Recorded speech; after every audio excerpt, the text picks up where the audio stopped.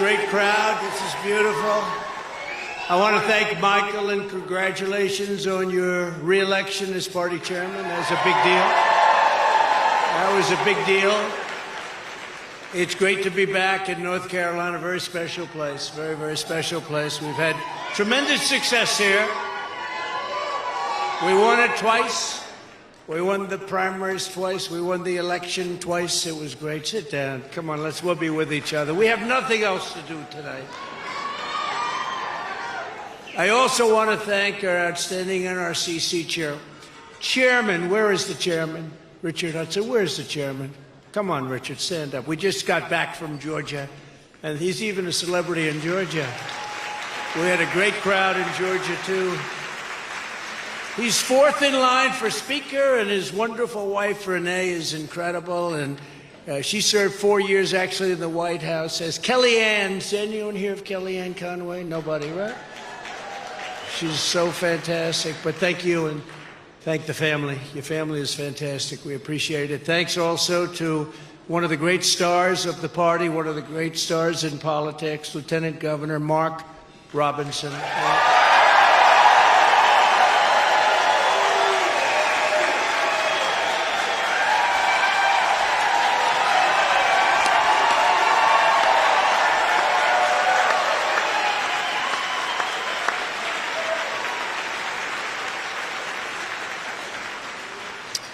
And I'm going to endorse Mark, but I'm not going to tell you about it tonight, okay?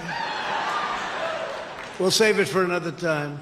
But you can count on it, Mark. Congratulations. Great job. You've been doing a fantastic job. We also have some warriors that we fight together with all the time, and we win a lot. We win most of the time. Representatives Dan Bishop. Where's Dan? Dan? Thank you, Dan. Thank you, Dan. Thank you very much. Great job. Great job. We love him. Chuck Edwards. Chuck. Thank you, Chuck. Thank you. Thank you very much. And State House Speaker Tim Moore. Tim, thank you very much. Great job. Tim's doing a fantastic job. Thank you. For 7 years, we've been engaged in an epic struggle to rescue our country from the sinister forces who actually hate it and want to destroy it. I really believe they want to destroy it. There can be no other reason.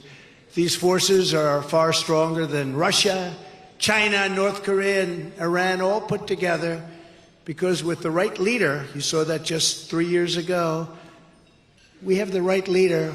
All of those countries are absolutely no threat. They're not any threat to us. We talked about it before. Right now, however, they're putting us in the most dangerous position in the history of our country. We've never been in a position like this. There's never been such danger. It's because of the weaponry, the power of the weaponry. And we have people that have no clue. We have people in office that have no clue. Together we stand up to the globalists. We stand up to the Marxists. We stand up to the rhinos, because they're very bad. Because you don't know where they're coming from, the rhinos, you don't know where they're coming from.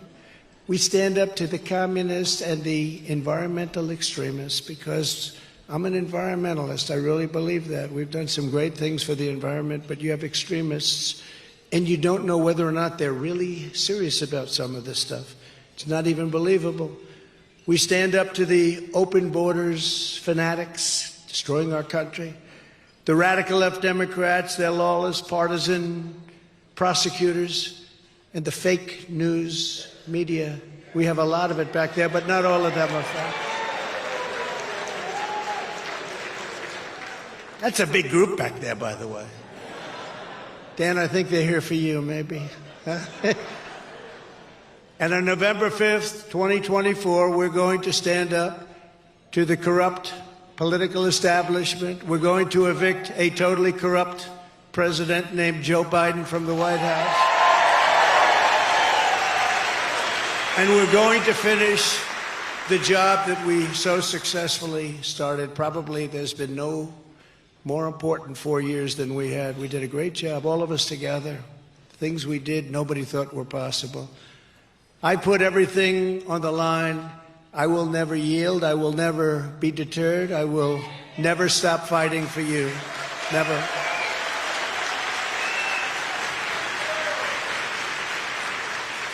And if I wasn't leading in the polls by so much, we'd have no difficulty. And you know, they're the party of disinformation. They say, oh, we want to run against Trump. In the meantime, we got 5,000 prosecutors after us because they don't want to run against Trump. We beat him the first time. We did much better the second time. We beat him. We did much better the second time. More than any other president, more votes than any other sitting president has ever gotten, and more votes in terms of the margin, from 63 million, and they had millions and millions. No president's done that. Usually they get less the second time. You know, you get tired of them. They weren't tired of me because we got many more votes. With your vote, we will take back our country from these fascists and thugs, and we will indeed make America great again.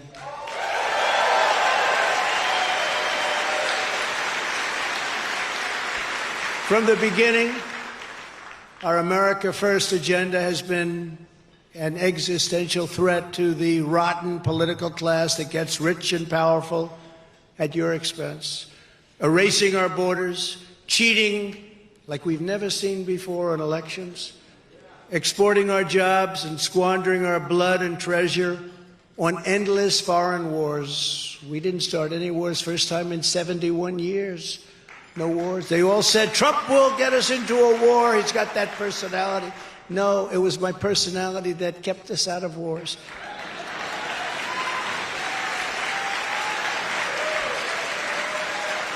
But we finished some wars. We finished ISIS, 100% of the caliphate. We knocked out ISIS. We did whatever we had to do. And we were respected all over the world as warriors without having to fight wars. You know who doesn't fight too many wars? China. You ever noticed? It's all talk. It's beautiful military. They try and beat you economically, not militarily, and there's something very smart about that, isn't there? But they respected us. They respected your president, and they respected our country. They no longer respect us, and it's very sad what's happening. They've launched one hoax, these people we have to deal with, and they've launched witch hunt after witch hunt, and they just try to stop our movement. They want to do anything they can to thwart the will of the American people. It's called election interference. That's what they're doing now. This is election interference. And we've never seen it on a scale like this. And you have to understand, the other side is downright crooked. That's why we now call him Crooked Joe Biden, because, you know, we took the name away from Hillary. She suffered enough with that name. So I retired the name from Hillary because I wanted to bring it over to Biden, because he's probably worse than she ever was, and that's saying something. As the Durham report proved, they spied on my campaign. They forged false evidence to get illegal surveillance warrants. The FBI offered $1 million for a fictitious dossier written by a foreign spy to try and frame me for treason. We beat it all off, didn't we? They put our country through hell, and they knew it was a lie the entire time. They knew it was a lie. They knew the laptop from hell was a lie. They knew everything. Remember, it's not me they're going to go after. And if you think of it, whoever took my place, and I hope it's not going to be anybody, because we're the ones that are going to save this country, because our country's in trouble. They'll go after that person, and that person will not be able to withstand the fire. And I know all of them. I know them all. And they actually admit it. They come to me, how do you stand this? And I usually look at them and say, in a sick way, I sort of enjoy it. Because it exposes them. It exposes them for what they are. And it's also lifted the poll numbers to even higher legs. Have you seen this? The polls are through the roof, and the fundraising, small dollar fundraising, is setting records. But still, you get indicted over nothing? you get indicted over the Presidential Records Act, which they don't even admit. They call it the Espionage Act. These are sick people. We had Russia, Russia, Russia, Ukraine, Ukraine, Ukraine, the no collusion Mueller witch hunt, impeachment hoax number 1. Remember the perfect phone call? Impeachment hoax number 2, the illegal censorship of the Hunter Biden laptop from hell, the 51 intelligence officials who falsely said it was Russian disinformation. Remember they said that? I said, nobody believes that. Who would believe that? You see the pictures, horrible pictures. The real pictures haven't been exposed yet. But all of this, and it just kept coming and coming and coming, and it would for another person in my position, but they wouldn't be able to handle it. They wouldn't be able to take it because you're dealing with crazy lunatics. Now the Marxist left is once again using the same corrupt DOJ and the same corrupt FBI and attorneys general and local district attorneys to interfere in our election at a level that our country has never witnessed before. These criminals cannot be rewarded. They must be defeated. We have to defeat them soundly. In the end, they're not coming after me. They're coming after you, and I'm just standing in their way.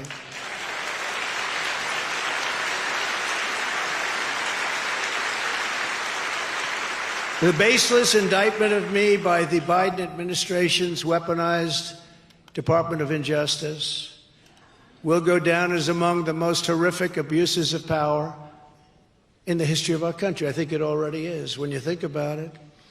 And certainly going back to Obama, when I said, you know, they spied on my campaign, everybody, including the fake news media back there, they said, oh, that's so crazy.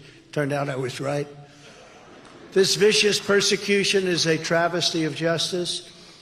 You're watching Joe Biden try to jail his leading political opponent. Think of it. This is like third world country stuff. Trying to put his opponent, who's leading him by a lot, wants to put him in jail over following a civil act. This is a simple thing. The Presidential Records Act, it's all under the Presidential Records Act, as it should be. It's all under the Clinton Sox case. You know what this Clinton Sox case is? That's where they sued Clinton, and he ended up winning, that he could keep the things that we're talking about. It's all under that, Mr. Congressman. We discussed that before. But this is more like Stalinist Russia or Communist China that we're dealing with. These people have reached a level of Trump derangement syndrome that nobody thought was possible. And I never thought, frankly, that this could happen in America. You go after a president that got, again, the most votes by far of any sitting president in history, gets out of office. And because I'm running, if I wasn't running, wouldn't even be talking about it. If I weren't leading, we wouldn't be talking about it. But we're leading by a lot. We're leading to sanctimonious by massive numbers. He's heading south quickly. No personality. You got to have a personality to win. He's got no personality. And, you know, remember that when he came to me, he had virtually no votes. He was dying, as the expression goes. He was dead. I said, George Washington could endorse you. It wouldn't matter. No, sir, if you endorse me, I'm telling you I'm going to win. I said, let's give it a shot. I endorsed him. He went up like a rocket ship, and shortly thereafter, they had the primary, and he won. And then we had to get him through a crackhead. But nobody knew he was a crackhead at the time. At the time, he was the hottest politician in the Democrat Party, male version. Female version, Stacey Abrams. It's true. Stacey Abrams and him. But he was hard to beat, and Ron said to me, I don't think I can beat him. I said, you'll beat him, you'll beat him. And I did 3 rallies, massive, massive, massive rallies, thousands and thousands of people. And I said, you're going to win. And he ended up winning. And then they started cheating at the end. You remember all the votes were disappearing over days, 10,000 here. Rick Scott, same thing. And I called in, you wouldn't believe it, the FBI. Would you believe it? And it stopped. So at least they did something right. But I got him in. And then they said to him, I said, congratulations, Ron. I didn't know him that well. He was one of the many people that supported me during the impeachment hoaxes. So I'd see him on television a little bit, but I didn't know him well. Then I heard 3 years later, they said, would you run against the president? And he said, I have no comment. That means he's going to run. I said, I got this guy in, Mr. Congressman. And he said he's going to run. And then I haven't been very nice to him since then. But we're leading in Florida by 28 points. And people are not happy with him. And he's a lousy campaigner. Remember that when he came to see me, he had almost no points. He was ready to look for a new career. You told me that better than anybody. He was looking for a job. And when I endorsed him, it was like magic. It was like he was a rocket ship. But I believe in loyalty. And, you know, it's just very disloyal. If somebody got me into office, and I got him in. You know, some people I help. Some people I help, and some people I get. And I got this guy in, along with some others. But some people I help, and that's different. Some people I help a little bit. Some people I help a lot. But some people I get in. I got this guy in.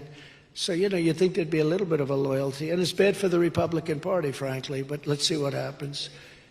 But we're leading by a lot. But meanwhile, Joe Biden had troves and troves, thousands of boxes, classified documents from his time as vice president and even as a senator. And boy, when you're a senator and you take classified documents, that's a big deal. I watched Dick Durbin get so angry about it. I said, well, he'll be brought back into the fold eventually.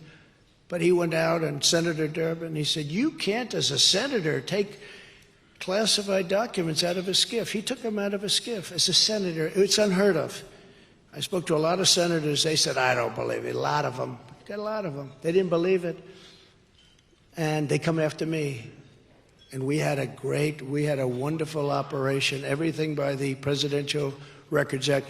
We were talking to NARA.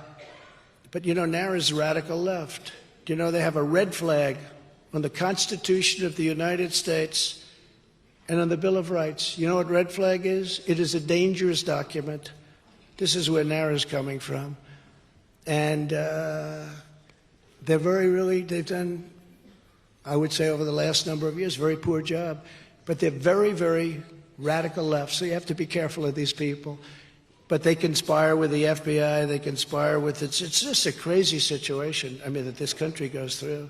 If we could devote the same brilliance to making America great again, to fighting Russia, to fighting China, to fighting all these people that are eating our lunch like China. We did a great job with China. I took in hundreds of billions of dollars in taxes and tariffs from China. Think of it. No other president took in any money, not $2. But many of Biden's documents were in Chinatown, D.C. You know that? You know what Chinatown, D.C. is? That's the real deal. That's the place. And he's getting money based on reports currently.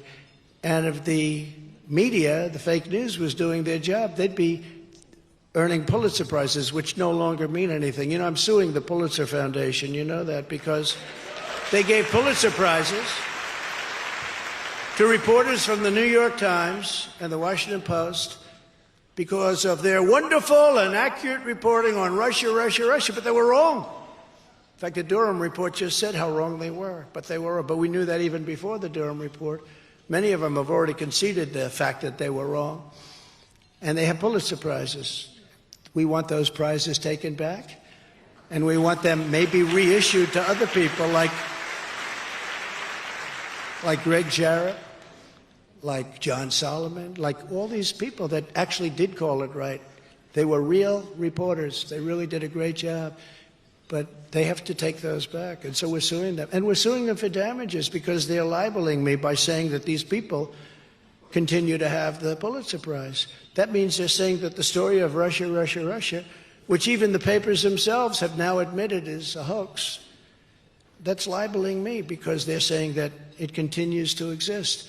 So let's see what happens with that. But we have to bring back our country. We have to bring back sanity into our country. You know, the media is so important. They could straighten things out so badly, so quickly. Look, if 15 years ago, 15 years, they're like a policing agent, they should be. 15 years ago, 10 years ago, if somebody said that somebody was taking money from China and from Ukraine and from all these other places, tens of millions of dollars, they would all be rushing to try and get the story. Woodward and Bernstein, I'm not a fan of either one, actually. I got to know them, major sleazebags, but, you know, Woodward looks like such a wonderful guy. He's absolutely the worst. What sleazebags? Oh, poor Richard Nixon. He had to put up with them, but I got my own problems with these people.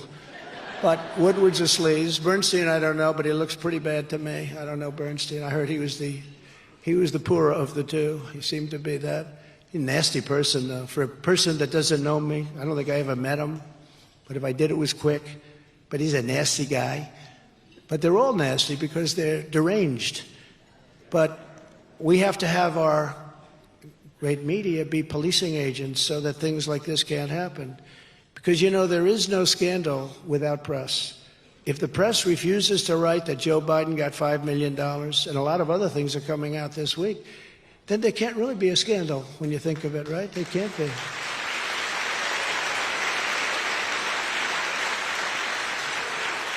Jamie Comer and Jim Jordan have been incredible, and their committees.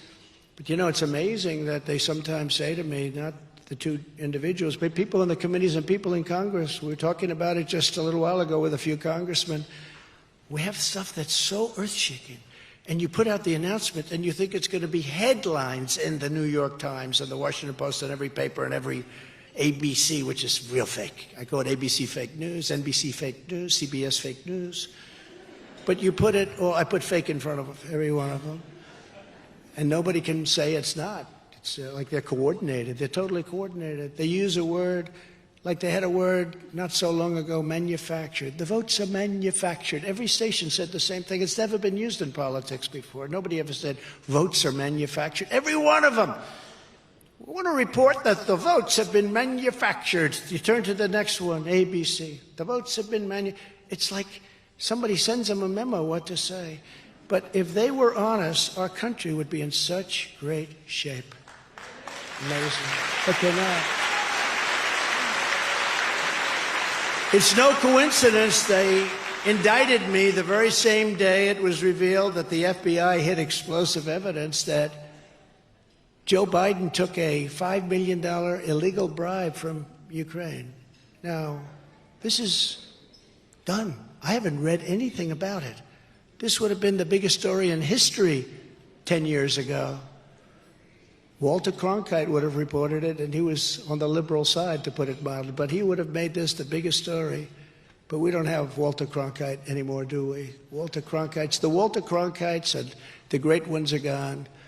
Right as they're closing in on Hunter and Joe Biden, they want me to put up with this form of retribution like nobody's ever seen before. But it's okay because the public is smart. You know, it's amazing how smart the public is. I go through the town. I was always doing well, and people liked me, and we did great with the, all the votes we got, the most ever for sitting president. But I was doing great. I've never had receptions. We just left Georgia, and we had a room that was, they've never had anything like it. And there were thousands and thousands of people outside trying to get in for the Republican chairman's lunch. Not normally the biggest thing. Now, because Michael is so outstanding, of course, this is a big deal. But you've never seen the streets, tremendous crowds at the airport waiting, the airport being very far away from the venue where it was, people all along the roadway. And this is not really campaign season. People are disgusted with what's going on in our country. They want America back. They want America back.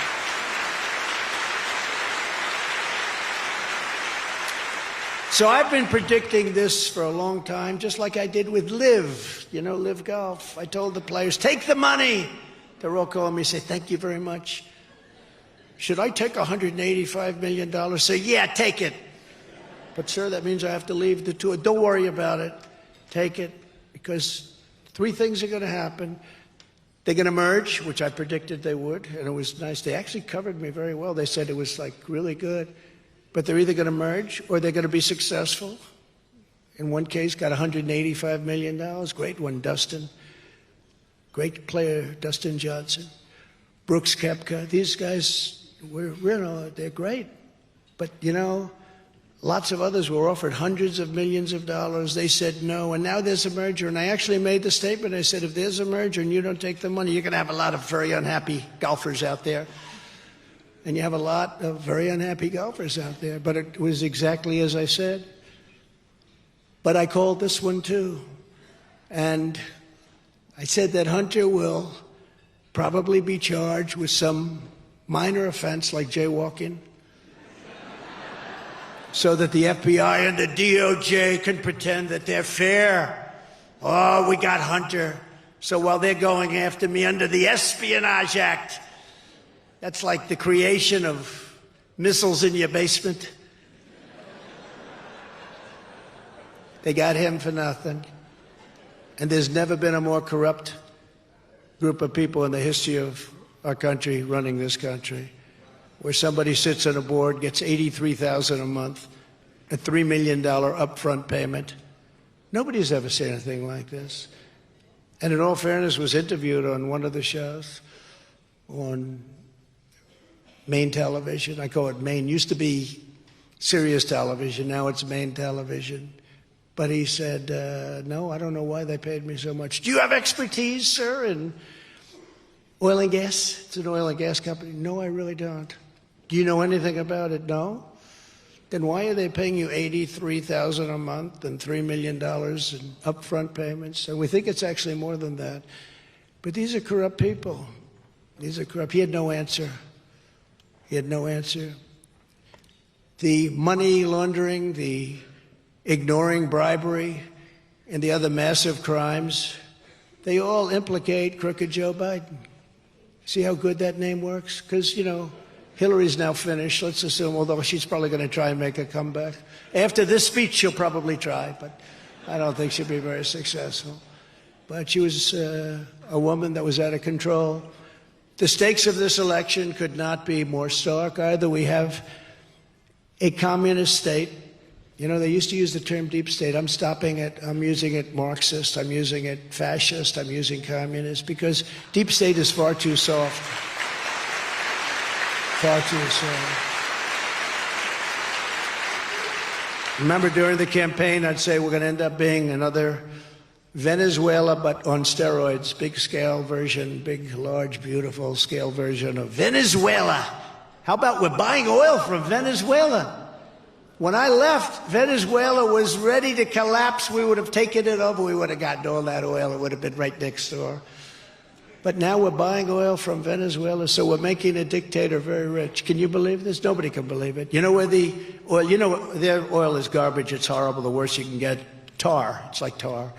And to refine it, you need special plants. And these people are talking about not doing oil. We have liquid gold, the best, most beautiful stuff you can get. Liquid gold. Better than gold, right under our feet. We have more than Saudi Arabia.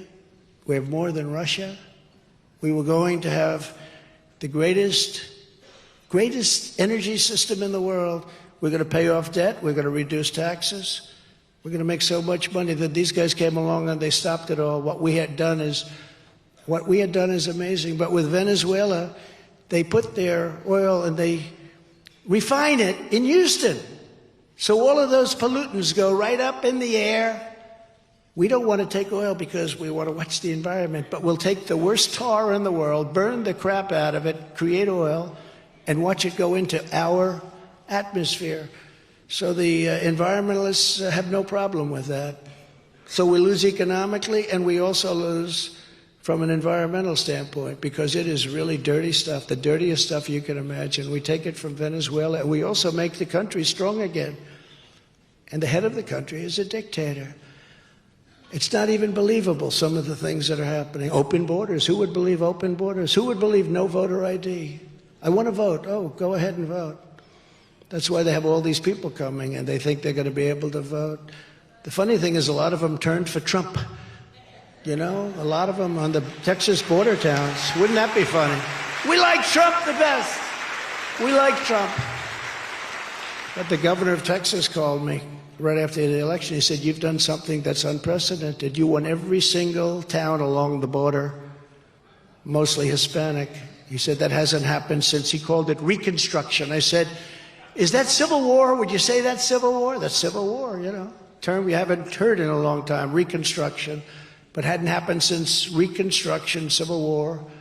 But it happened. We did incredible. We're doing incredible with Hispanics. At the end of the day, either the communists destroy America or we destroy the communists.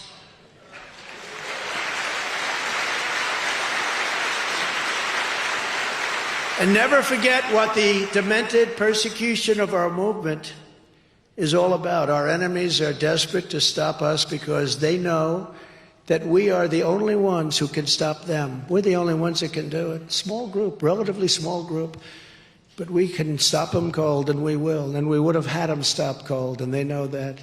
And they cheated like dogs. They cheated like nobody's ever cheated before. You turn on your television at 10 o'clock, you would have said, Pennsylvania's a lock. We were up by so much, a lock. All of a sudden, you see that big fat dump, that big dump at 3:02 or whatever it was in the morning. It's a disgrace what happened. What's happening to our country is a disgrace. But I promise you this, if you put me back in the White House, their reign will be over and America will be a free nation once again.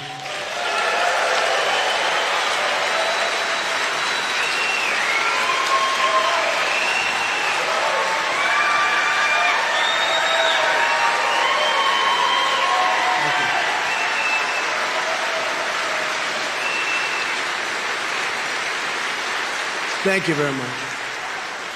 I stand before you today as the only candidate who has what it takes to smash this corrupt system and to truly drain the swamp. And I'm the only one that they don't want to do it. And again, that's why disinformation. We want to run against Trump. We want to run. Oh, we're dying to run against Trump. We killed him last time. They know it. Killed him with Hillary. How about that one? You think that was a little surprise? That shook them up. They said, we'll never let that happen again. So they developed all sorts of... Read the New York Times. I'm not a fan of the New York Times, but read New York Times, certain stories. But read in particular Time magazine cover from a couple of years ago, because they couldn't help themselves. They had to take credit for it. What they did was so bad for our country. And look at our country now. Look where we are. We're dying. Anyone else will be ripped to shreds. There's no issue where a spine of steel is more important than when it comes to rescuing America from a really bad Biden economy. Our economy is sick. Everything is sick. But remember, and it's true, 100%, they will not be able to withstand the fire. For 3 years, Joe Biden and his corrupt allies in Washington have waged economic warfare on the hardworking citizens of our country. Biden flooded your communities with millions and millions of illegal aliens. Look at what's happening to our country right now. Crushing American wages and stealing American jobs. I believe that, you don't hear this number, I think, from anyone else. I believe by the end of this year, the real number is 15 million people, that's bigger than New York State, will have come in to our country.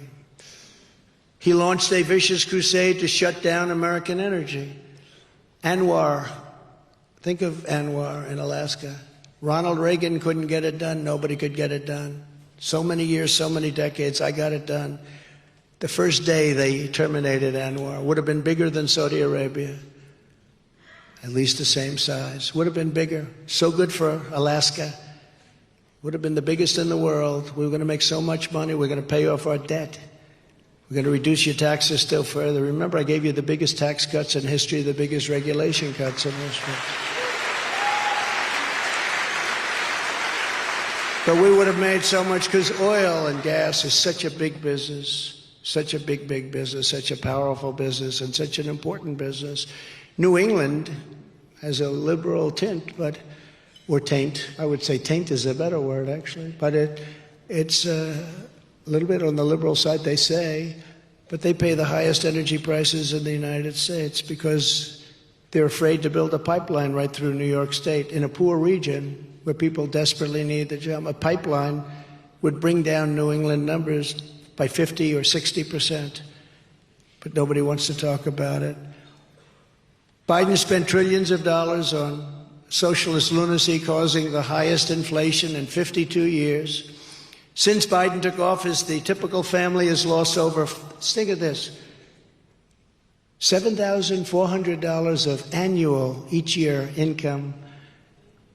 Joe, his number one job was as next president. What he wanted to do, everybody that talks, and they're right, we want to reverse what Joe Biden has done. He's been a horror show, economic horror show. He's been a horror show from the standpoint of our country. And what he's done in terms of our military, he's given away $85 billion worth of equipment, the best equipment in the world, to Afghanistan. They're now one of the leading sellers of military equipment anywhere in the world. Some people have them at number 2 because they don't need 700,000 brand new rifles. They don't need 70,000 vehicles, many of them armor plated.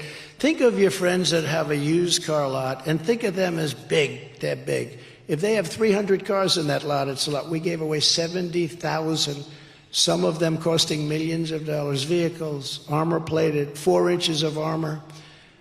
Under my leadership, we built the greatest economy in the history of the world. In fact, we did it twice. And now we're going to do it again, and it's going to be better than ever. We're going to do it again.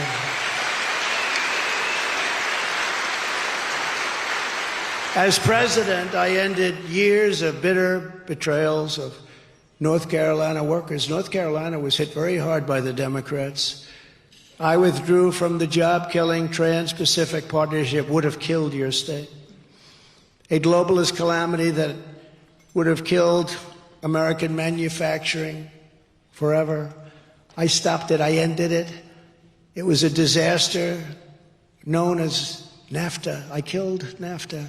Nobody thought it could be done. You know, you had to get it killed through Congress. You helped a lot, Mr. Congressman. It was the worst trade deal ever made. Nobody thought, because you have people, I don't know where they get their thinking, but, you know, they get it from lobbyists and lots of other people, and it's hard to get the votes even when something is really good. And we replaced it with the USMCA. That's the Mexico-Canada trade deal. And you know how I know it's good? Because they are working feverishly to try and renegotiate the deal because they're getting killed by that deal. And I just hope the Biden administration doesn't do it, because we suffered with NAFTA for decades. NAFTA was the most unfair. It was the worst trade deal probably ever made. I stood up to China like no administration has ever done before, bringing hundreds of billions of dollars pouring into our treasury from China when no other president had gotten anything from China. They never got anything. They got a lot of bullshit. That's what they got.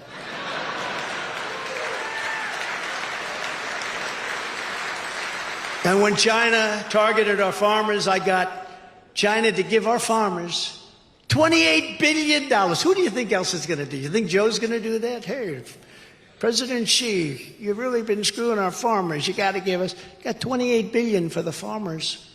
That's why I say I'm not losing Iowa. Somebody said, how are you doing in Iowa? I am up like 35 points. But I said, how could I lose Iowa? I got $28 billion for the farmers. Nebraska, any farm state. You took some big chunk out of that $28 billion too, by the way. When I'm back in the Oval Office, I will revoke China's most favored nation trade status.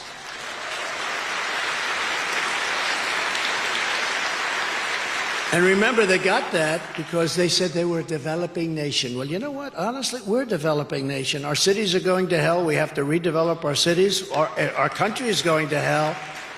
Look at our cities. Look at New York and Chicago and Atlanta. Atlanta has the highest crime rate per capita of any city. Atlanta. Where they're trying to get me on a perfect phone call. People kill people and they never even get interviewed. But let's get Trump on a perfect call. A call that was so good. It was actually better than my perfect call with the Ukrainian President, Zelensky. It was more perfect. But think of it. I have many lawyers on this call. Just to diverge, I have many lawyers on this call, state lawyers. Brad Raffensperger was on the call. I was calling to complain about the election because I said it was rigged, and had good reason. But we had there many lawyers. I said things, and that was it. The call ended. Future calls were going to be had. Nobody said, "Sir, you shouldn't say what you just said. What a horrible thing." We just talked. What I said was perfect. It was actually perfect. Could not have been better. Most people have read it. They've said, "Oh, what's wrong with this? It's just a con job." They con. They're all disinformation, misinformation. It's a con job. If there were a problem with that call, these state lawyers would have said, "Sir, you're not allowed to say that. Would you please take it back?" This came up long after that call was made. It's like John Lovitz. Remember John Lovitz on Saturday Night Live? He's probably a Trump hater, but I'll use his name anyway. The liar. They called him the liar. Yeah, I went to Harvard. That's where I went. I went to Harvard. I'm a businessman. That's right, I'm a businessman. Well, they did it too. They said, let's see, there was a call with Trump. That's right, there was a call. Yeah, I think he said something. Let me tell you. If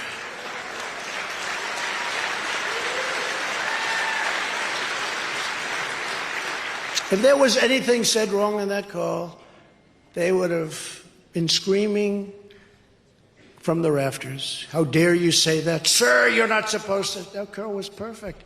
I complained about election fraud, and I wanted them to do something about it, and they should have done something about it, but they didn't. We will gain total independence from China. We will make the United States the manufacturing superpower of the world, and we were starting to do that. Tremendous money was coming in, and to your state. It was coming into North Carolina. What a place.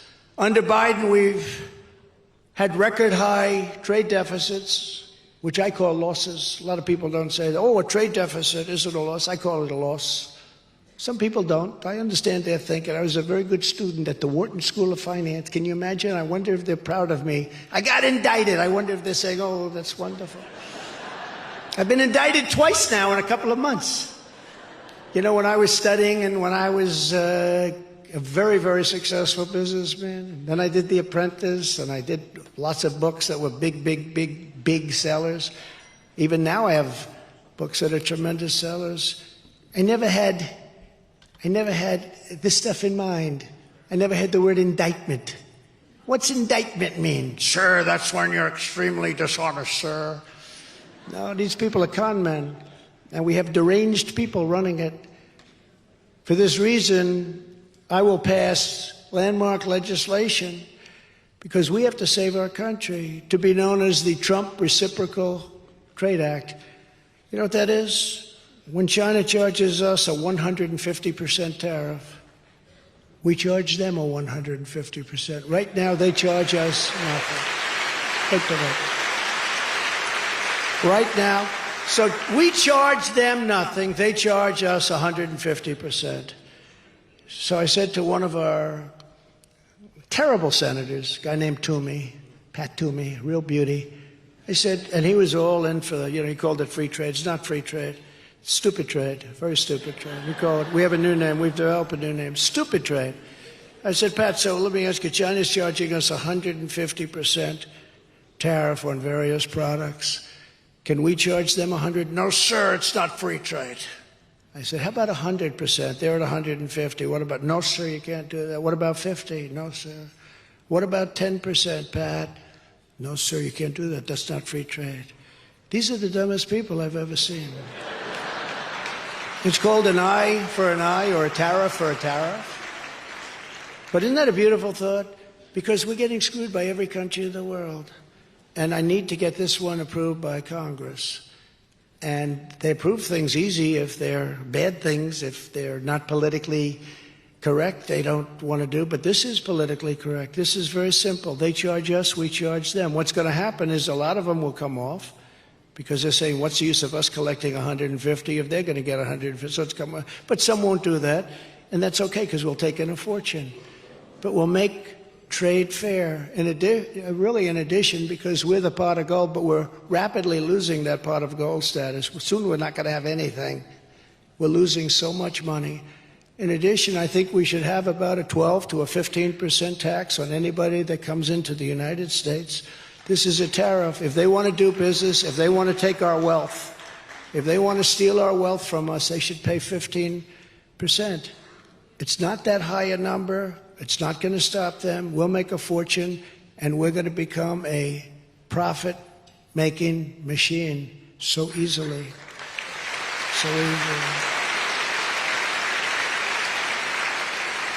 Because remember, we have $34 trillion in debt. We've got to pay it off. And we don't want to do anything stupid. But if we do the Reciprocal Trade Act, that's fantastic. And if we do we've had people, smart people, that said, if we are going to sell our wealth to other countries, we should charge them for it. Why should we allow other countries to come in and steal our jobs, to make our cars, to make our computers, to make everything, and then just sell them right back at us with no tax? No, I think if we do that, they should be charged 15%.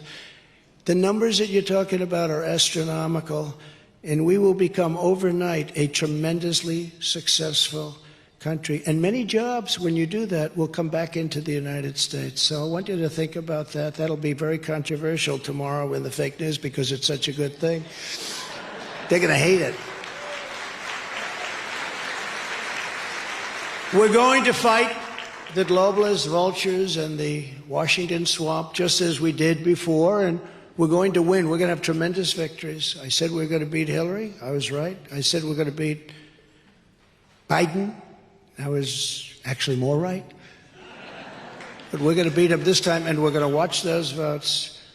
You know, with COVID, you couldn't go there. People sent in the votes. They get all these ballots. They send in the votes. Tens of millions of votes coming out, going in. Nobody knew what the hell. They knew what was happening. But we can never let that happen again. Remember this Jimmy Carter, and he's a nice man, and I know he's not well, so I'm not going to say anything. But Jimmy Carter had a commission, and he said you can't do mail-in ballots. If you have mail-in ballots, it's going to be rife with fraud. Of course it's going to be rife with fraud. People are getting 7 ballots, 8 ballots, and we can't do it, can't do it. We're not going to have a country left. France used to do it. They got out of it because they said it was so fraudulent, and they went to paper ballots, same-day voting, voter ID. And you know what? They had an election. They got 36 million votes.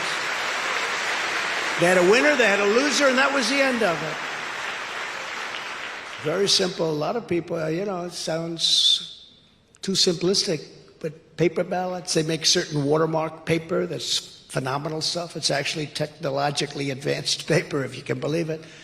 But we should do paper ballots, we should do voter ID, and we should go back to same-day voting. We should also have just one day. We don't need, even if you call it a holiday, we don't need to have, I don't know if you know this, we don't need to have 48 days of voting.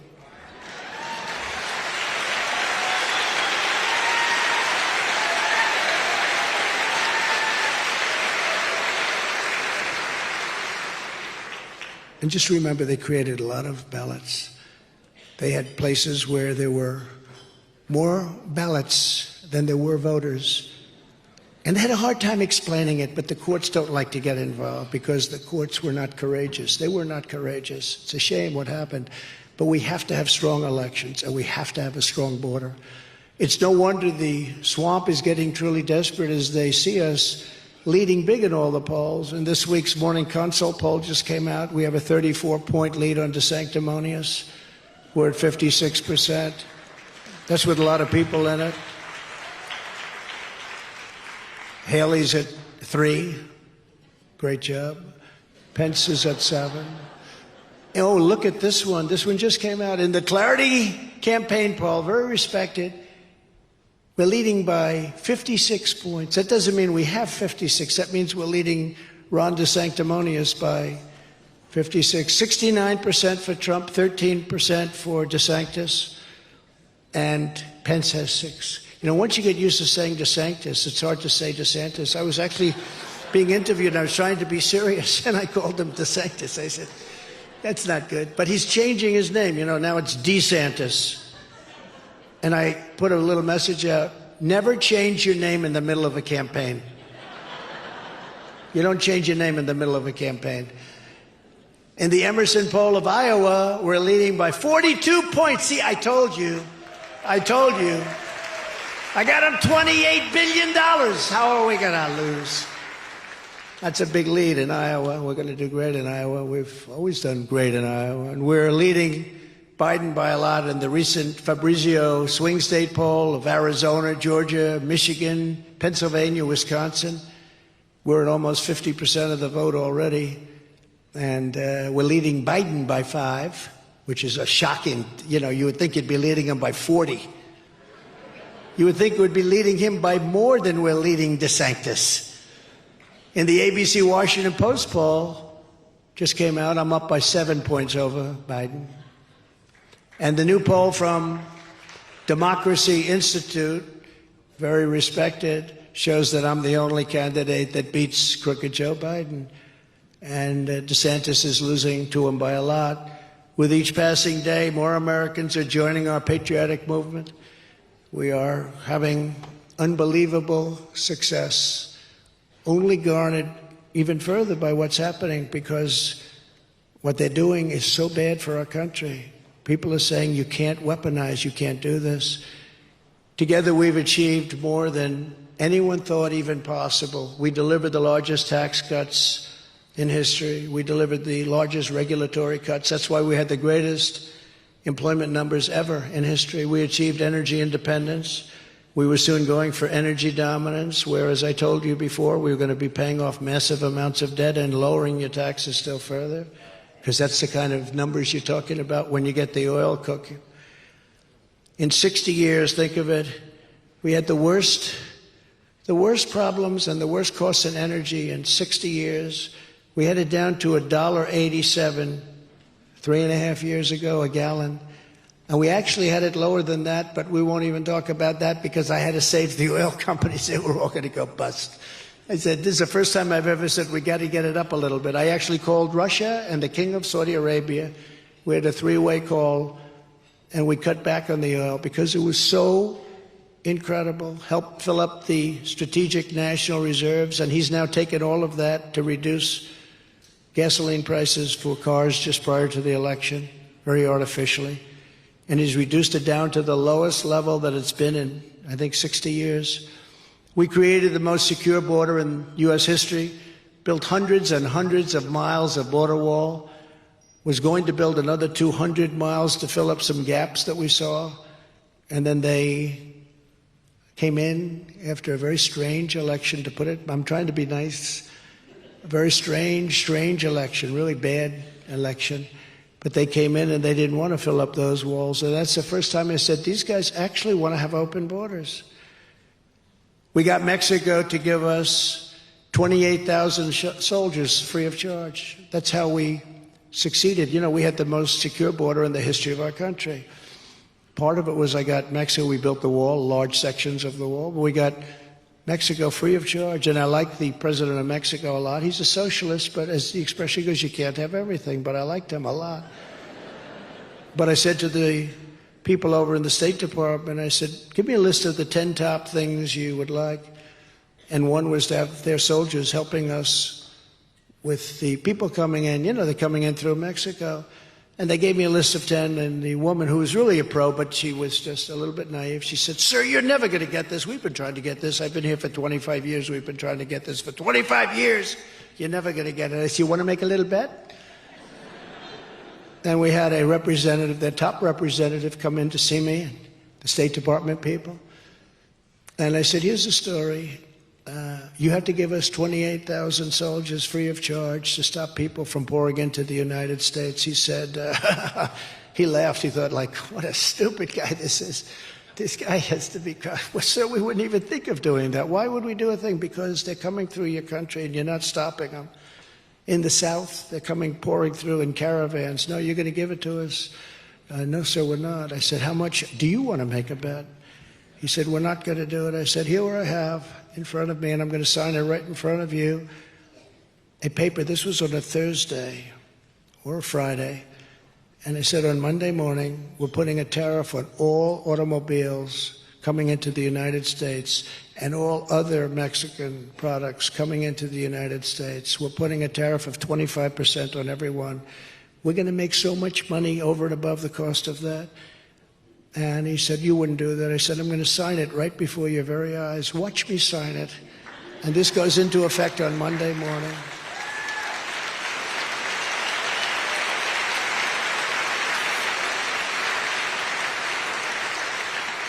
And he said to me, sir, do you mind if I take 5 minutes to make a phone call? He was going to call, obviously, the president, because he was the second person.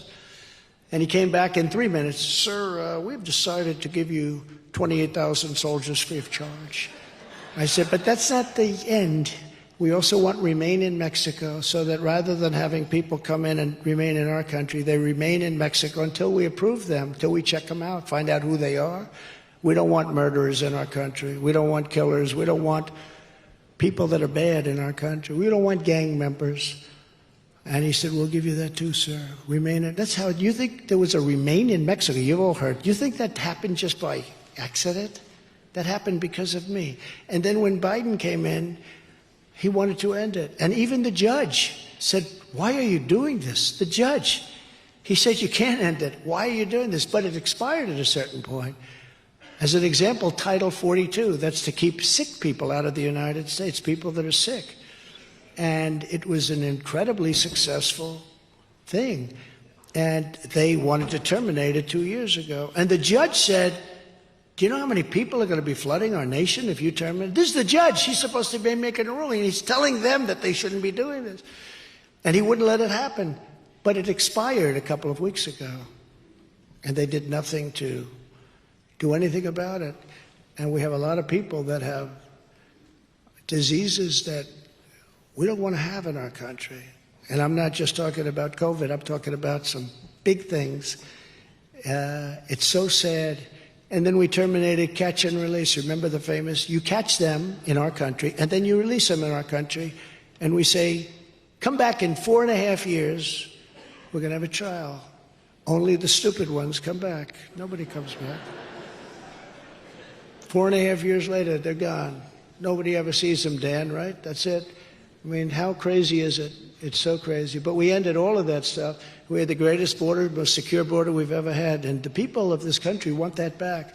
You know, it's very interesting. When I ran in 2016, the border was a big deal. I would talk about the border all the time. The border, the border, the border. People couldn't get enough of it because we had a really bad, unsafe border, people pouring through. I did such a good job that in 2020, nobody wanted to talk about the border. And when I talk about it, people would start falling asleep. I said, I did too good a job. But now it's worse than ever. It's never been like this. Now it's worse than, I say it's worse than any third world country. Because a third world country wouldn't let 15 million people flow through their borders. They'd fight them out with sticks and stones. So we had the best border in the history of our country. And now we have, in my opinion, the worst border in the history of the world. Think of it. What third world country would let millions of people just walk across the border? Take our education, take our hospitals, take our food. Our veterans aren't treated nearly as well as illegal aliens. Our veterans aren't treated nearly as well. So sad to see it. And we had the highest approval rating, Dan knows this, of any VA in the country. You know, we passed two things. Number one, we were able to fire people, which you couldn't do for 58 years. It was in the hopper because we had a lot of sadists. We had thieves and we had a lot of bad people that worked in the VA. Bad people, but the worst were the sadists. They would beat up old, wonderful soldiers, beat the hell out of them. They got their jollies out of it. They're sick.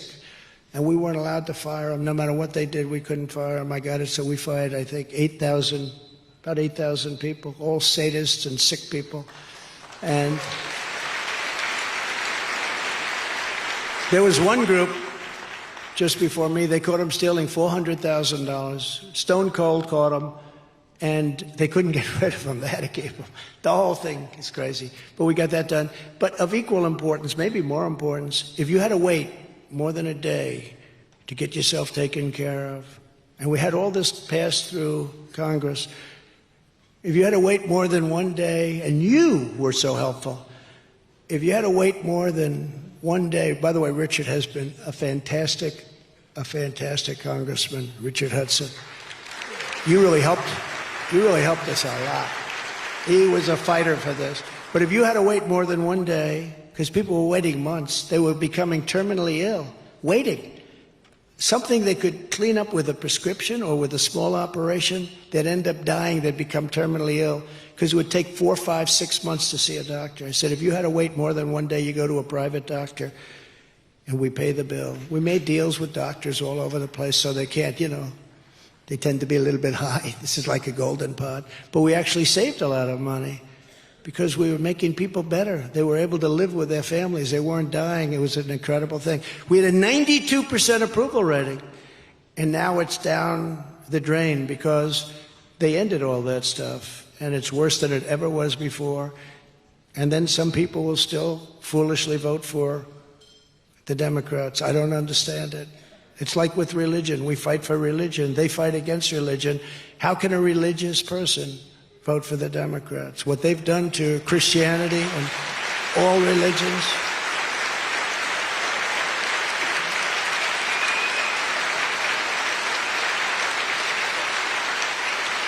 I mean, how can they do it? We appointed nearly 300 federal judges and 3 great Supreme Court justices. I fully rebuilt the U.S. military. We had more ammunition than at any time, and now we have no ammunition. We have a military missing a thing called ammunition. We had so much it was stocked to the gills, and now we have very little left because we're giving it to Ukraine. And I would end that war within 24 hours, I will tell you. And end it fairly. And I imposed a powerful travel ban to keep radical Islamic terrorists and radical jihadists the hell out of our country. People said, oh, that's a terrible thing. But how good did we do in 4 years? Look at our record in 4 years. You didn't hear about all that stuff. I don't even like talking about it, give people ideas. But we had a tremendous record because of what we passed. And we passed things that nobody thought were possible. But look at our record on that. We accomplished all of this and more in just 4 short years, and just imagine what we can accomplish in the next 4 years. And the advantage is that I've been through it. I know the good people. I know the bad people. I know weak people and strong people. I know the people that are losers that you don't want. And I know the people that are winners that a lot of people don't know or understand. But they're the winners, the people that can bring us back. I know them all. When I first went there, I didn't. I had to rely on people. What do you think of this guy? What do you think of that guy? And people were giving me advice. We had great people too. Again, we rebuilt the military. We got all those tax cuts and regulation because we had great people. But we had some people that I wouldn't have put in the place. Guys like Bill Barr, because he didn't have courage, and I wouldn't have put them. I wouldn't have put them in place. They missed a great opportunity. But we have all these people cold. We've caught all of these lies and all of this corruption, and something has to be done about it. But I know the strong ones and the weak ones. I know the great ones and the ones that will never be great. And again, it's funny, I was in Washington, D.C. 17 times in my entire life, and most of it was building a hotel down the road from the White House, a beautiful hotel. Now I sold it to Waldorf Astoria, but a beautiful hotel. But I was only there 17 times, and I never slept over. So I wasn't into that whole world of Washington establishment, but I learned quickly. I learned very quickly, and now I think I'm into it probably more than anybody else, and I know the people. Here's just some of the bold agenda I'll put into effect when we become the 47th President of the United States.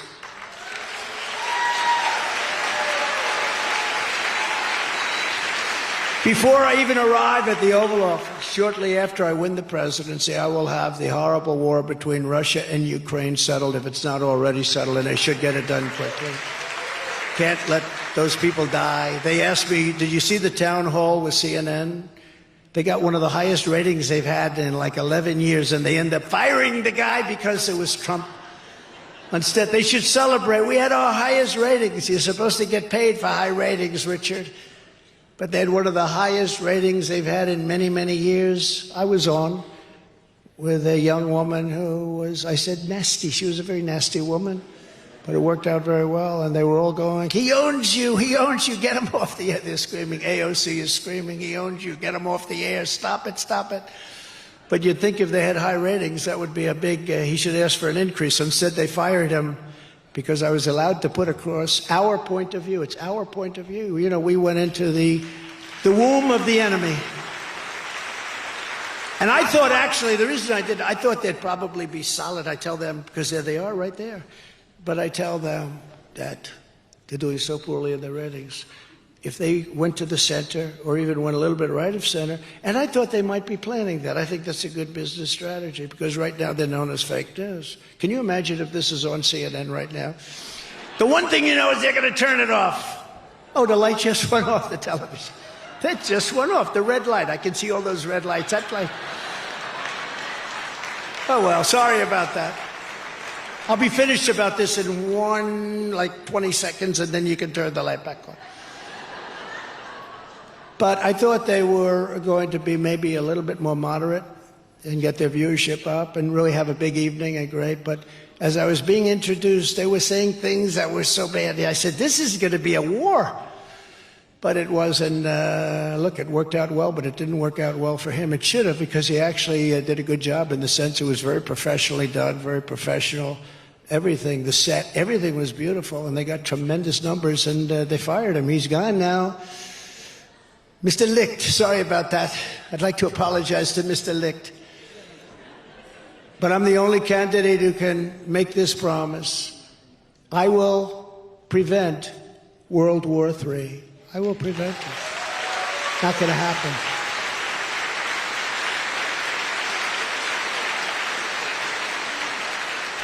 And we're much closer than you think right now to having it. And at some point it will happen. It will happen. I will prevent it. I'm the only one that can say it. I know them all. I know how to deal with them. I deal with them. And I'm not saying I know how, but I will get it done. I will get it done. Did you see the other day Putin said they're delivering nuclear missiles to Belarus? Here we go. And we have a man that has no clue. He has no clue. We have a guy that walks around, he has no clue. He's like a walking zombie. You know, I meet these other leaders, President Xi, Kim Jong-un of North Korea, did a great job with that. Kim Jong-un, we had the meetings and, you know, historic. We got along great. They hate saying that when I say they got along. How dare you get along great with a dictator? You know, the guy's got hundreds of nuclear weapons. It's nice to get along. And I'm not saying that from weakness. I'm just saying from common sense. No, I got along with him great. How dare you say that President Xi of China is a brilliant man? No, he's brilliant. He leads 1.4 billion people, and he leads them very powerfully, and he's doing things and ripping off our country for years. But they get upset when I say somebody's brilliant. But here's what I will say. They're all at the top of their game. I know every one of them, all these leaders. They're smart as hell. They're tough. They're cunning. Some are vicious. Most of them are vicious, actually. They think the United States is run by fools. They all take advantage of the United States. I had a thing with France. I like Macron, but he's a wise guy. I like, you know, sort of young. And my people were negotiating with him. He's putting a tax on all American companies that do business in France. I said, who the hell wants to go to France?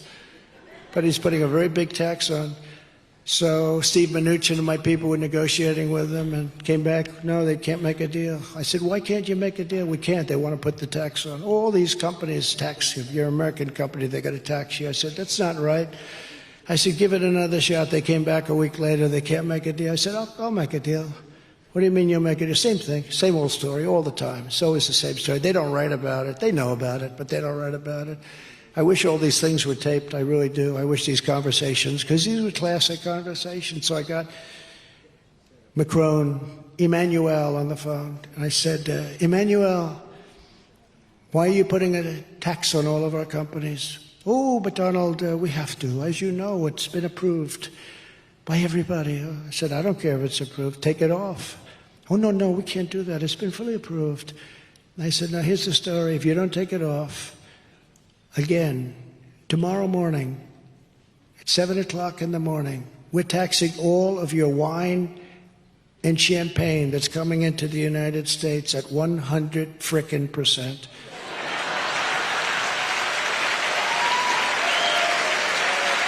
He'll tell you that's true.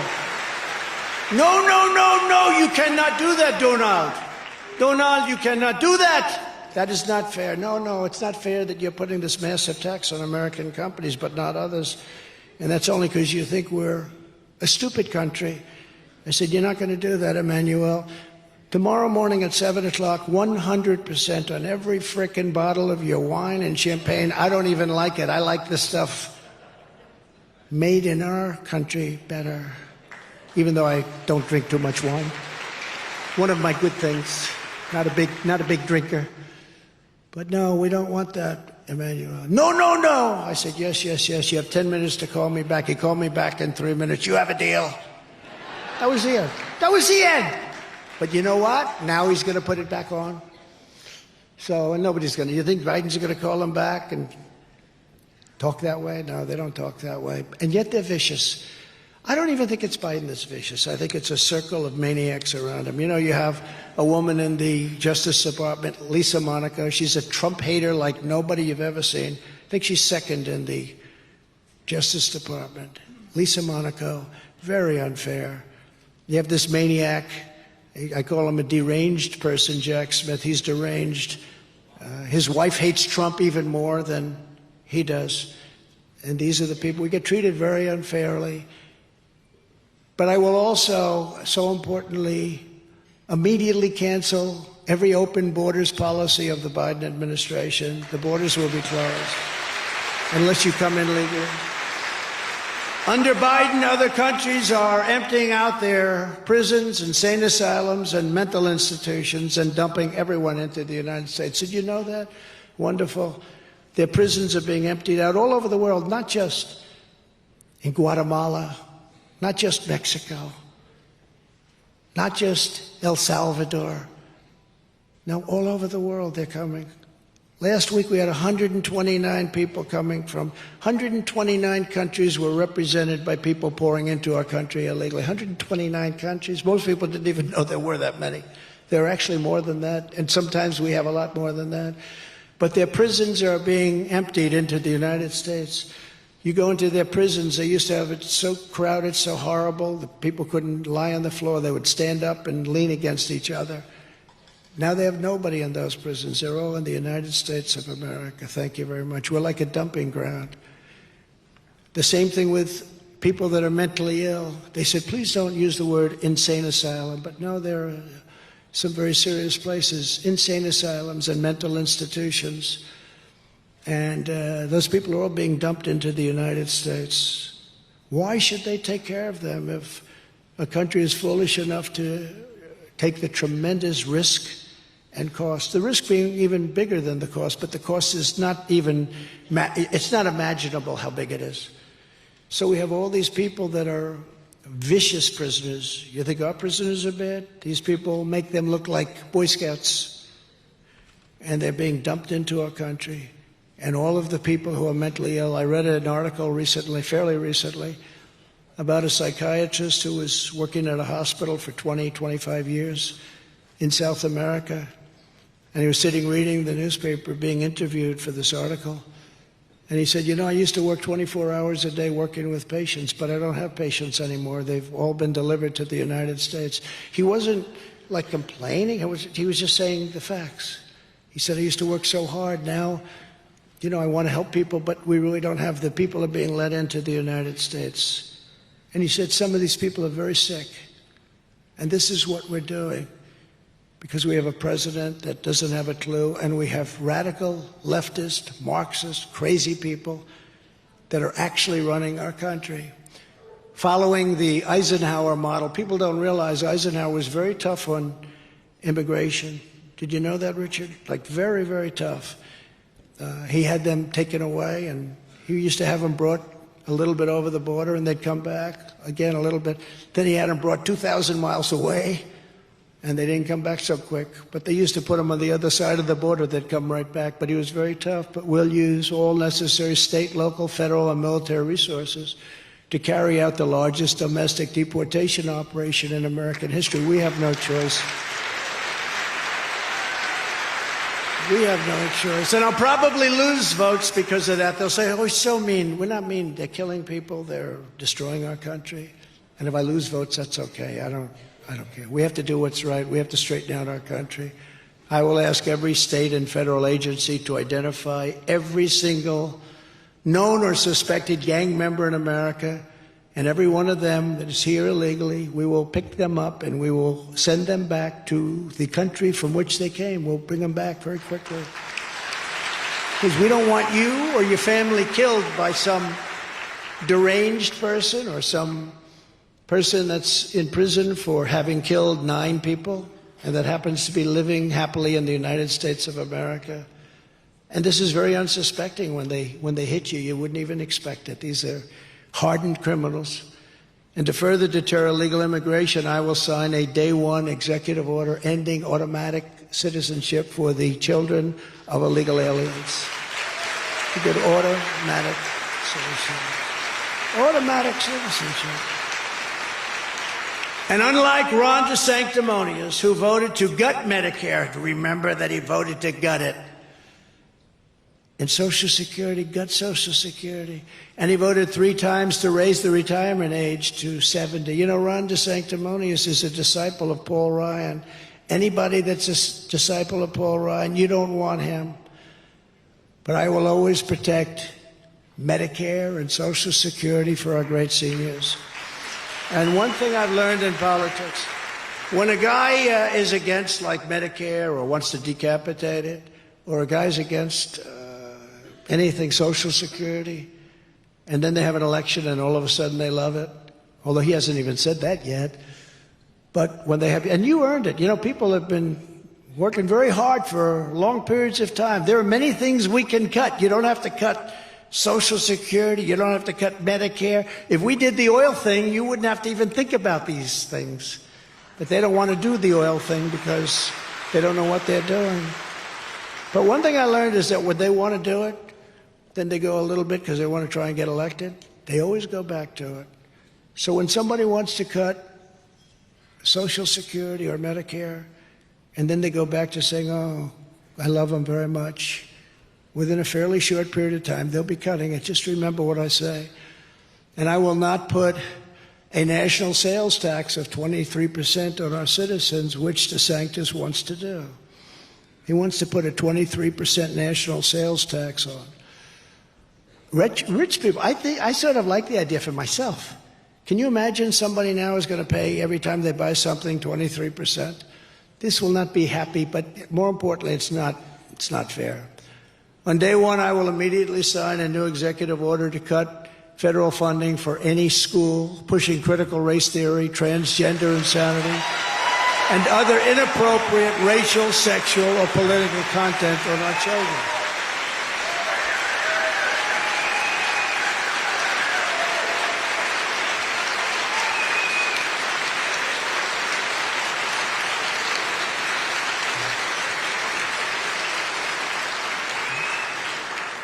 It's amazing how strongly people feel about that. You see, I'm talking about cutting taxes. People go like that. Talk about transgender. Everyone goes crazy. Who would have thought 5 years ago you didn't know what the hell it was? But one that I think is incredible that we would be saying that I can't even believe you have to say, I guess I have to say I'm a politician, right? I don't want to say that, but I have to. I became president. I guess I'm a politician. But I can't believe I say this. I will always support parents' rights. Can you imagine saying that 10 or 15 years ago? Parents' rights. Who wouldn't?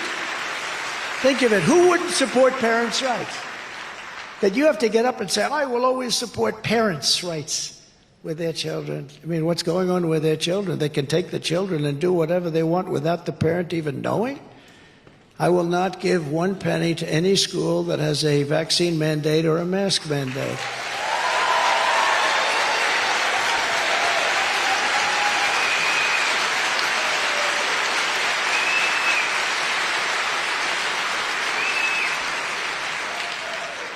one of the easiest to me is I will keep men out of women's sports, okay?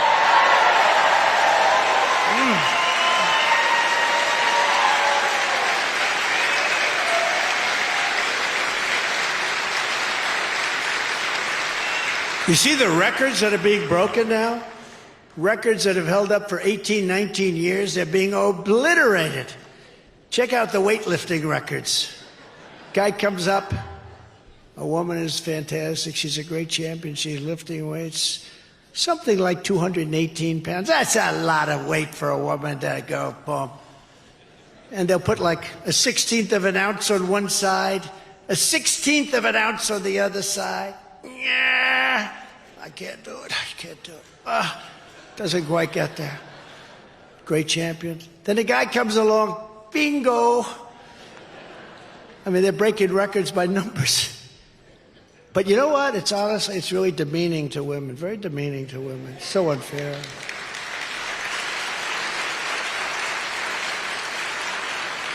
The swimmers, the women, female swimmers, they're great, incredible people, incredible athletes, but they're getting obliterated. These records are just getting obliterated.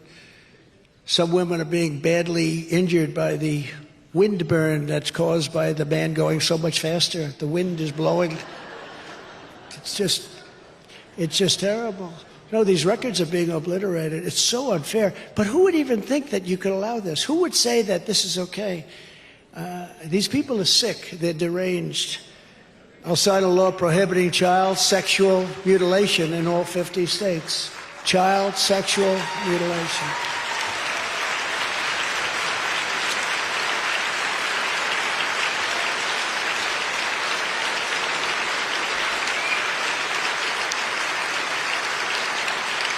There's another one, though. Think of it. Think of it. I'm going to sign a bill prohibiting the mutilation of your child. Do you think you're supposed to say this? I mean, who would have to say this? Who would have something where they can actually do that? But they can. Because our country has gone cuckoo. 10 years ago, if you ever said that, they'd carry you out of the room. They'd say, what the hell is this guy talking about? Today, you have to say it because they mutilate children. As I announced this week, to continue my long record of standing up to Big Pharma, I will establish a special presidential commission to investigate what is causing the decades-long increase in childhood diseases, autoimmune disorders, autism, obesity, infertility, and other chronic health problems that people are seeing over the last 9 or 10 years that they weren't seeing before. To uphold our Second Amendment, I will ask Congress to pass the National Concealed Carry Reciprocity.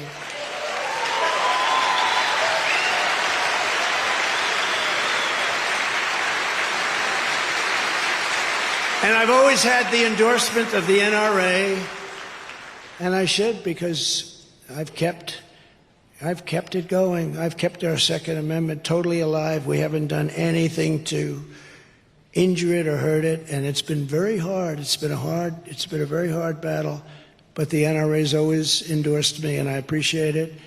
But I've done a job that for years I've kept it alive under the most trying circumstances. We need it for protection. We need it for our safety.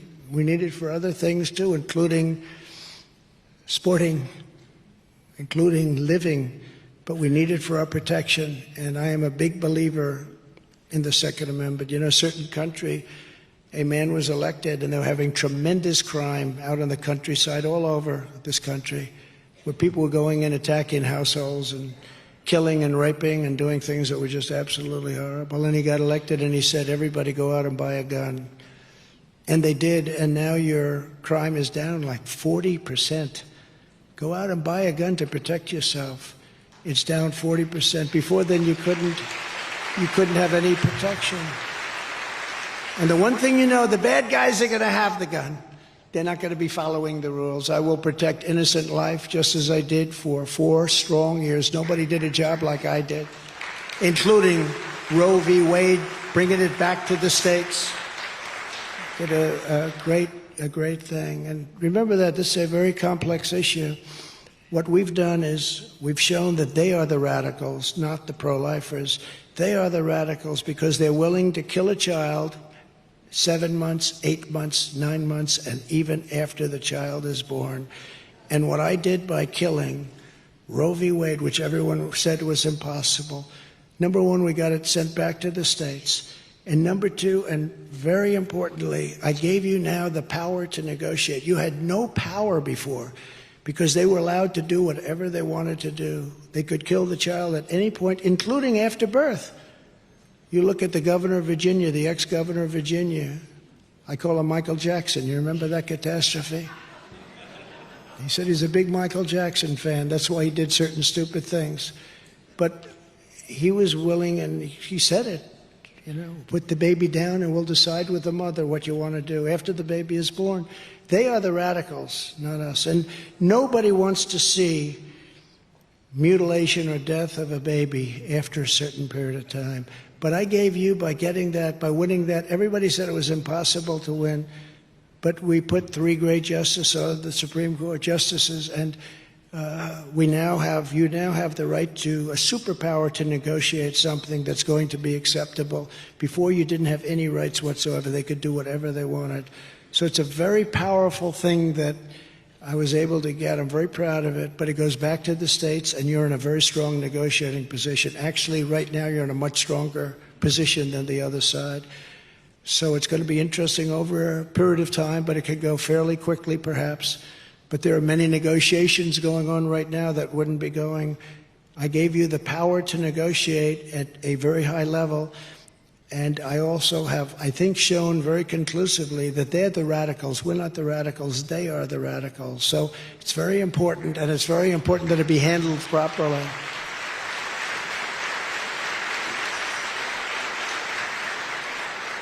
I will restore free speech in America, and I will require every federal employee to pass a new civil service test demonstrating an understanding of our Constitution.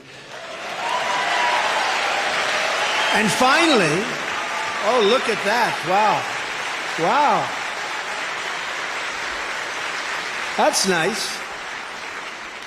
Nice that you believe in the Constitution. That is really something. That's great. Finally, to restore pride in our history and confidence in our future, I will lead a massive year-long salute to America to celebrate the 250th anniversary of July 4th, 1776. That's the date. We're not changing the date. We have a massive anniversary. And our country deserves it, especially what it's going through now. This is what we must do to restore our country to greatness. The USA is a total mess. Our economy is crashing. Inflation is out of control. China, Russia, Iran, and North Korea have formed together as a menacing and destructive coalition. Nobody thought that would be possible. It's all taken place over the last 2.5, 3 years.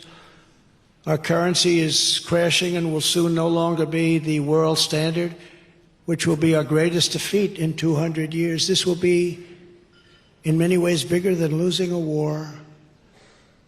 It will take our power away from us. It will take everything away from us. And it's happening faster and faster. And it will happen if we're not put there. We have to stop it. We have to have the currency of record. That would be a tremendous failure. That would lead to problems the likes of which you would never even be able to think of. But it won't happen with me, not even a chance, just like Russia would never have happened with Ukraine. China would not have even thought about raiding Taiwan. They're flying bombers over there every day. They have ships circling it. They're getting ready for something.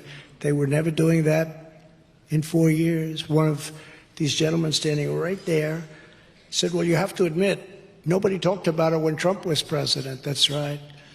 If you took the 5 worst presidents in the history of the United States and added them up, they would not have done near the destruction to our country as Joe Biden and the Biden administration have done.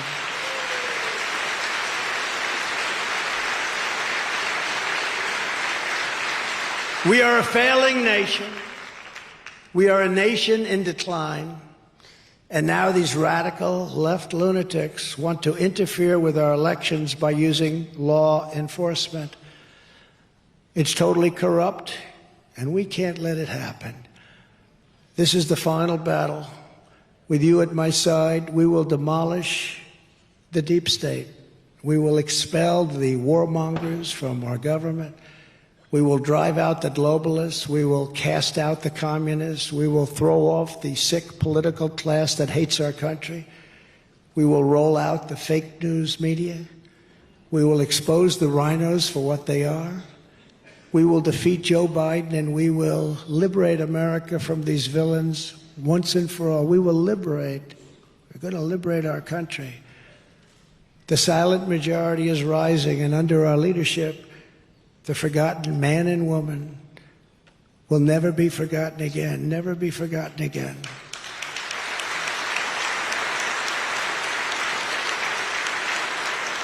With your help, with your love, your prayers, you have to remember this will happen. This will be a certainty. We will put America first always, and that will lead to the fact that we will make America great again, greater than ever before. Thank you very much, North Carolina. Congratulations to Mike. But thank you very much. Great to be with you. Thank you.